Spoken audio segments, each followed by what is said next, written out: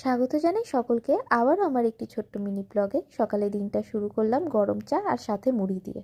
অনেক জামা কাপড় হয়েছিল, সেগুলো কেচে মেলে দিয়ে এসে ব্রেকফাস্টের জন্য ইপ্পি বসিয়ে দিয়ে ঘর ঝাড় দিয়ে নিলাম। এবার বসিয়ে দিচ্ছি লাঞ্চের প্রিপারেশন।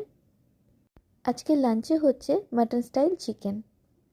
চিকেনটা রেডি হয়ে গেলে রোজকার মতন থাকছে শশা কুচির জোগাড়। রান্নাঘরের কাজ হয়ে গেলে ঘরটাকে গুছিয়ে নিয়ে বাচ্চাদের জন্য খাবার বেড়ে নিয়ে ওদেরকে খাইয়ে দিলাম।